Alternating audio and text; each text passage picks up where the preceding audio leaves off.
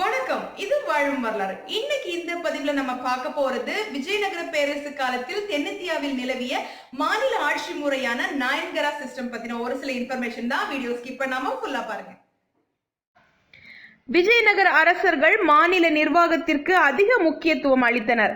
அங்கு நிலவிய நிர்வாக முறை நாயங்கர முறை என அழைக்கப்பட்டது. இது ஐரோப்பாவில் நிலவிய நிலமானிய முறையை ஒத்திருந்தது. நாட்டின் அனைத்து நிலங்களுக்கும் உரிமை கொண்டாடிய அரசன் அவற்றை தனது அதிகாரத்திற்கு உட்பட்டு காணப்பட்ட படை தலைவர்களுக்கு பகிர்ந்தளித்தான்.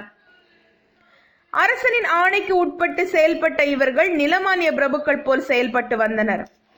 இந்த நிர்வாக முறை விஜயநகர ஆட்சி காலத்தில் சிறப்பாக செயல்பட்டதால் நாட்டின் பெரும்பான்மை நிலங்களும் நில பிரபுக்களாகிய நாயக்கர்களுக்கு பகிர்ந்தளிக்கப்பட்டது. படை மற்றும் கோட்டை கொத்தளங்களோடு வாழ்ந்த இவர்கள் விஜயநகர அரசர்களின் பாதுகாவலர்களாக செயல்பட்டனர். அரசனிடம் இருந்து நிலத்தை மானியமாக பெற்ற நாயக்கர்கள் அதை குடியானவர்களுக்கு விவசாயம் செய்ய பகிர்ந்தளித்து அவர்களிடமிருந்து வரியை வசூல் செய்தனர். வரியின் அளவு மிகவும் அதிகமாக இருந்தது. வருவாயில் 10/9 பங்கு வரியாக வசூலித்ததாக நூனிஸ் தனது குறிப்பில் குறிப்பிட்டுள்ளார். நிலத்திலிருந்து கிடைத்த இவ்வருவாயில் சரிபாதியை மத்திய அரசுக்கு இந்நாயக்கர்கள் அளித்தனர்.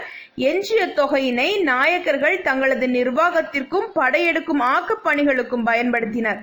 இதன் மூலம் 70 லட்சம் வராகனை நாயக்கர்களிடம் இருந்து விஜயநகர அரசர்கள் பெற்றனர்.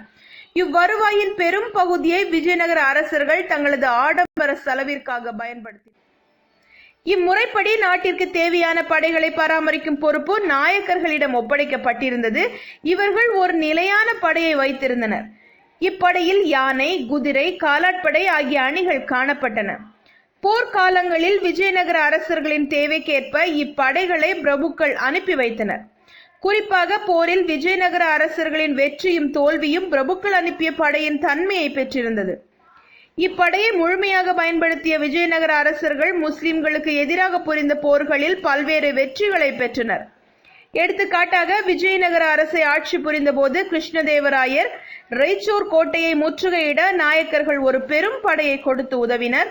இப்படையில் 3,22,000 காலாட்படை வீரர்களும் 21,600 குதிரைப்படை வீரர்களும் 235 போர் யானைகளும் காணப்பட்டன என பேயஸ் தனது குறிப்பில் குறிப்பிட்டுள்ளார். இம்முறை விஜயநகர அரசர்களுக்கும் நாயக்கர்களுக்கும் இடையே நெருங்கிய உறவை ஏற்படுத்தியது. அரசர்களின் இன்ப துன்பங்களில் கூட நாயக்கர்கள் அதிக அளவில் பங்கெடுத்தனர். திருவிழா காலங்களிலும் அரசனுக்கு குழந்தைகள் பிறந்த பொழுதும் அரச குடும்பத்தினரின் பிறந்த நாள் விழாக்களின் போதும் நாயக்கர்கள் ஏராளம் பொன்னையும் பொருளையும் வெகுமதியாக அளித்தனர். சாதாரண தீபாவளி பண்டிகையின் போது சுமார் 15 லட்சம் வராகன் மதிப்புள்ள தங்கத்தை நாயக்கர்கள் அரசருக்கு அன்பளிப்பாக அளித்தனர் என இக்கால வரலாற்றை குறிப்பிடுகின்ற பேயஸ் குறிப்பிட்டுள்ளார். மேலும் அன்றாடம் அரண்மனைக்கு தேவையான அனைத்து பொருட்களையும் நாயக்கர்கள் அளித்து வந்தனர். இம்முறைப்படி அதிக அதிகாரங்களை பெற்று திகழ்ந்த நாயக்கர்கள் நாட்டின் சட்டம் ஒழுங்கு ஆகியவற்றை நிலைநாட்டுவதில் அதிக அக்கறை காட்டினர். குற்றவாளிகளை கடுமையாக தண்டித்தனர். குற்றவாளிகளை கண்டுபிடிக்க தனி படைப்பிரிவு இயங்கி வந்தது. விவசாய வளர்ச்சிக்காகவும் அபிவிருத்திக்காகவும் தகுந்த நடவடிக்கைகள் மேற்கொள்ளப்பட்டன. நீர்ப்பாசன வசதிகளுக்கு அதிக முக்கியத்துவம் அளிக்கப்பட்டது. ஏரிகள், குளங்கள், கிணறுகள் ஆகியவை வெட்டப்பட்டு சிறப்பாக பராமரிக்கப்பட்டு வந்துள்ளன. மேலும் காடுகள் அழிக்கப்பட்டு அந்நிலங்கள் வேளாண்மைக்கு பயன்படுத்தப்பட்டன. நிர்வாகத்தில் அதிக அக்கறை காட்டிய நாயக்கர்கள் அரசனின் நன்மதிப்பை பெற்றனர். சில வேளைகளில் இவர்கள் அரசனால் கௌரவிக்கப்பட்டனர். நாயக்கர்கள் தங்களது பகுதிகளை ஆட்சி புரிய அதிக அதிகாரங்களை பெற்று தன்னிச்சையாக செயல்பட்டாலும் விஜயநகர அரசர்களும் நாயக்கர்களுக்கும் இடையே நெருங்கிய அரசியல் நிர்வாக தொடர்புகள் காணப்பட்டன. நாயக்கர்கள் விஜயநகர அரசு அவைக்கு 2 பிரதிநிதிகளை அனுப்பும் உரிமையை பெற்றிருந்தனர். அவர்களுள் ஒருவர் அரசவை நடவடிக்கைகளில் பங்கெடுத்ததோடு தலைநகரில் காணப்பட்ட தங்களது படை பிரிவையும் கவனித்து வந்தார். 2வது நபர் நாயக்கர்களோடு தொடர்புடைய நடவடிக்கைகளில் ஈடுபட்டு வந்தார். குறிப்பாக நாயங்கர முறை அக்காலத்தில் ஒரு சிறந்த நிர்வாக முறையாக செயல்பட்டு வந்தது. இந்த நாயங்கர முறை சிறப்புற்று விளங்கியதால் விஜயநகர அரசர்கள் இம்முறையை தங்களது ஆதிக்கத்திற்கு உட்பட்ட அனைத்து பகுதிகளிலும் அமுல்படுத்தினர். விஜயநகர அரசில் 200க்கும் மேற்பட்ட நாயக்கர்கள் காணப்பட்டதாக நூனிஸ் தனது குறிப்பில் குறிப்பிட்டுள்ளார்.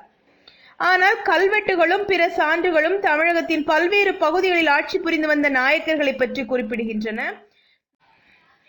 விஜயநகர ஆட்சி வலிமை பெற்று விளங்கிய காலம் வரையிலும் நாயங்கரா முறை சிறப்பு பெற்று விளங்கியது. விஜயநகர அரசு வீழ்ச்சி அடையவே நாயக்கர்கள் சுதந்திரம் அடைந்து ஒருவருக்கொருவர் மோதிக்கொண்டனர்.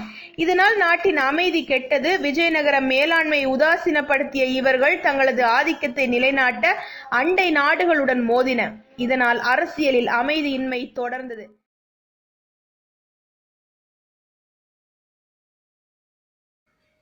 நிர்வாகத்தை ஆட்சியாளர்கள் தீர்மானிக்க பல நிர்வாக முறை எடுத்துக்காட்டாய் கூறும் வரலாற்றுடன் இணைந்திருங்கள். இது வாழும் வரலாறு. நம்ம வீடியோவை ஃபர்ஸ்ட் டைம் பாக்குறீங்களா? அப்ப நம்ம சேனல் வாழும் வரலாறு மறக்காம சப்ஸ்கிரைப் பண்ணுங்க. பக்கத்துல இருக்கிற பெல் சிம்பலையும் கிளிக் பண்ணிக்கோங்க. ஆல்ரெடி சப்ஸ்கிரைப் பண்ணிருக்கிறவங்க டைம் கிடைக்கும் என்னோட வீடியோஸ் ஃபுல்லா வாட்ச் பண்ணுங்க. வீடியோஸ் நல்லா இருந்துச்சு அப்படின்னா ஒரு லைக் கொடுங்க. வீடியோஸ் யூஸ்ஃபுல்லா இருந்துச்சு அப்படின்னா ஃப்ரெண்ட்ஸ் அண்ட் ஃபேமிலிக்கு ஷேர் பண்ணுங்க. இன்னும் ஒரு அழகான புது வரலாறு தகவலுடன் உங்களை சந்திக்கிறேன். நான் ஷர்மிளா. தேங்க்ஸ் ஃபார் வாட்சிங். See you again.